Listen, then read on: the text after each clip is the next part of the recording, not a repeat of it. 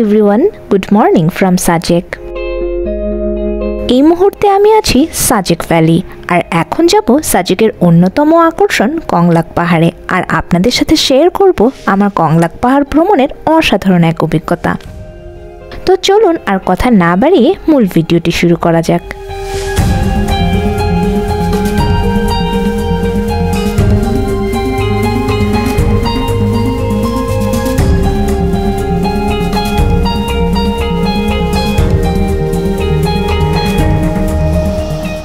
রুইলুইপাড়া থেকে সিএনজি করে আমরা লারং রিসোর্ট পর্যন্ত এসে পায়ে হেঁটে শুরু করি কংলাক পাহাড়ের উদ্দেশ্যে আমাদের যাত্রা। আমরা যখন গিয়েছিলাম তখন আবহাওয়া ছিল বেশ মেঘাচ্ছন্ন, আর সময়টা ছিল ভর দুপুর। তবে দেখে কিন্তু মনে হচ্ছে বিকেলবেলা। কিছু দূর আগাতেই সামনের চোখে পড়বে কিছু দোকানপাট, মূলত সেখান থেকেই পাহাড়ের পথ শুরু।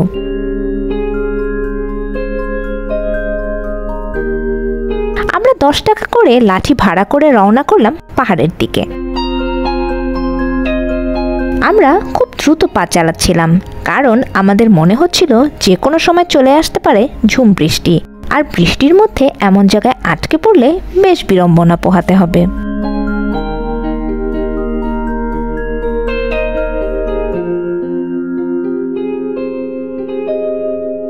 এর আগে 2018 সালে আমি একবার কংলাক পাহাড়ে এসেছিলাম। সে সময়ও এমন সেপ্টেম্বর মাসেই এসেছিলাম, তবে তখন ছিল কাঠফাটা রোদ।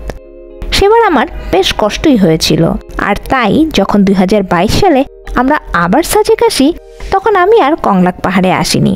তবে এবার আবহাওয়া মেঘাচ্ছন্ন হওয়ায় সাহস করে চলেই এলাম এখানে। তবে সারা বছর তো আর এমন আবহাওয়া পাওয়া যাবে না, আর তাই এই ব্যাপারে আমার সাজেশন থাকবে আপনারা যারা কংলাক পাহাড়ে আসবেন তারা একটু সকাল সকাল আসবেন, তাহলেই উপভোগ করতে পারবেন কংলাকের আসল সৌন্দর্য।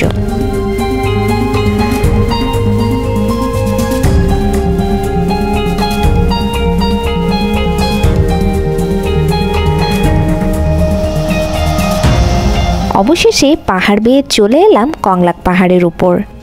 কংলাক পাহাড় কিন্তু খুব একটা উঁচুতে না, তবে এখান থেকে আপনি যে ভিউ পাবেন তা আপনার মনকে নিয়ে যাবে অনেক উঁচুতে।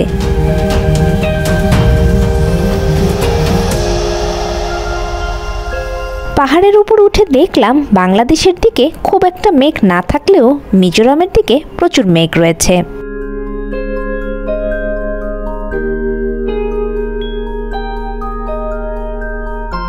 এরপর আমরা খোঁজ করতে লাগলাম সুন্দর একটা ভিউ পয়েন্টের, অর্থাৎ যেখান থেকে আমরা খুব ভালোভাবে পাহাড়ের সৌন্দর্যটা উপভোগ করতে পারবো, আর খুব কম সময়ের মধ্যে তা পেয়েও গেলাম।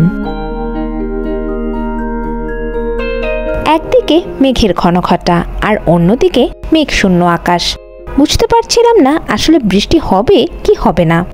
আর এসব বিষয় ভাবতে ভাবতেই পাহাড়ের এক পাশে গিয়ে দেখলাম যে আমরা যে পাশ থেকে এসেছিলাম তা অলরেডি মেঘে ঢেকে গিয়েছে, অর্থাৎ যে কোনো সময়ই নামবে ঝুম বৃষ্টি। সঙ্গে কোনো ছাতা কিংবা বৃষ্টি থেকে আত্মরক্ষার জন্য কোনো ব্যবস্থা ছিল না দেখে খানিকটা চিন্তায় ছিলাম, কারণ আমরা দুপুরে লাঞ্চ না করে গিয়েছিলাম, আর কংলাক পাহাড় থেকে নেমে লাঞ্চ করে তারপরেই আমরা রিসোর্টে যাব। তো এর আগেই যদি বৃষ্টিতে ভিজে যাই তাহলে ঠান্ডা লেগে যাওয়ার বেশ ভালো একটা সম্ভাবনা ছিল।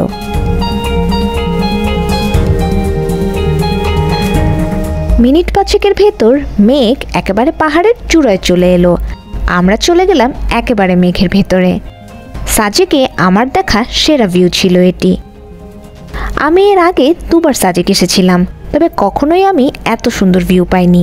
তবে এমন পরিস্থিতিতে আর বেশিক্ষণ থাকা সম্ভব হলো না।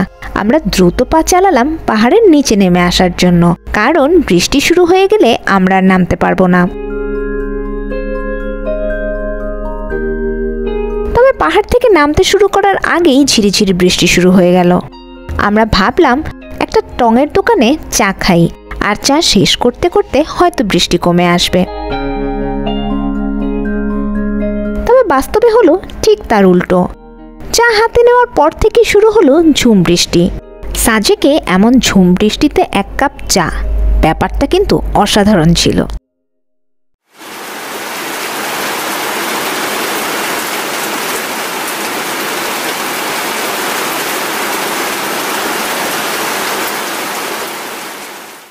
এরপর বৃষ্টি একেবারে কমে যাওয়ার জন্য অপেক্ষা না করে হালকা বৃষ্টিতেই আমরা রওনা করলাম, কারণ আমরা দুপুরে খেয়ে আসিনি আর আমাদের প্রচণ্ড ক্ষুধা লেগেছিল।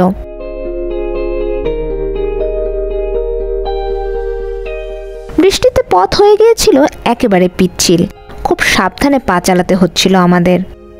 আমরা যখন নামছিলাম তখন বৃষ্টি থাকলেও দেখলাম অনেকেই তখন পাহাড়ে উঠছে। আমি জানি না তারা কেমন ভিউ পেয়েছে, তবে আমার জন্য সাজেকের সেরা অভিজ্ঞতা ছিল এটি। বৃষ্টির মধ্যে কিছু ছোট বাচ্চাদের কংলাক পাহাড়ে উঠতে দেখে আমার মনে হলো যে কংলাক পাহাড় ভ্রমণের কিছু সতর্কতা আপনাদের সাথে শেয়ার করা প্রয়োজন।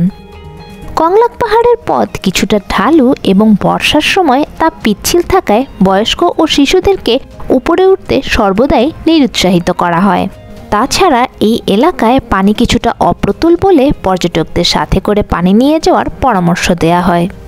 তাছাড়া আরও একটি বিষয়, আমরা প্রায় যখন কোথাও ভ্রমণ করতে যাই আমরা সাথে নানা রকম স্ন্যাক্স কিংবা শুকনো খাবার বহন করে থাকি এবং খাওয়া শেষে সেই প্যাকেটগুলো যেখানে সেখানে ফেলে দিই। এই কাজটি একদমই করবেন না। যদি আশেপাশে কোনো ডাস্টবিন না পেয়ে থাকেন তাহলে অনুগ্রহ করে কিছুক্ষণ সময়ের জন্য তা নিজের ব্যাগে রাখুন, পরে সময় সুযোগ মতো নির্দিষ্ট স্থানে ময়লা ফেলবেন। দেখতে দেখতে পিচ্ছিল পথ ধরে নেমে এলাম পাহাড়ের প্রায় শেষের দিকে। পাহাড় থেকে নামার শেষের দিকে মনে হচ্ছিল আমরা যেন আবার মেঘের ভেতর ঢুকে যাচ্ছি। অবশেষে পাহাড় থেকে নামলাম। বৃষ্টিতে একেবারে ভিজে গিয়েছিলাম আমরা। এরপর আমরা কংলাক পাড়ার ফ্লেভার্স অফ বাংলায় গেলাম লাঞ্চ করার জন্য। ফ্লেভার্স অফ বাংলার লোকেশন, ফুডস অ্যান্ড সার্ভিস নিয়ে আমার একটি বিস্তারিত ভিডিও অলরেডি আমার চ্যানেলে আপলোড করা রয়েছে, যার লিঙ্ক আমি আপনাদের সুবিধার্থে ডেসক্রিপশন বক্সে শেয়ার করেছি। আপনারা চাইলে তা দেখে নিতে পারেন। খাওয়া দাওয়া শেষ করে চমৎকার এক কাপ দুধ চা খেয়ে আমরা আবার রওনা করলাম রিসোর্টের উদ্দেশ্যে। আর এর মাধ্যমে শেষ হয়ে গেল আমাদের কংলাক পাহাড়ের অসাধারণ ভ্রমণ গল্প।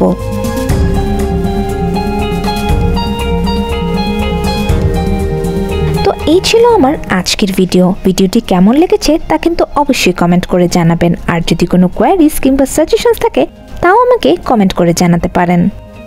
তো আজ এই পর্যন্তই। সবাই ভালো থাকবেন, সুস্থ থাকবেন, আর আমার চ্যানেলে নতুন হলে অবশ্যই আমার চ্যানেলটি সাবস্ক্রাইব করবেন।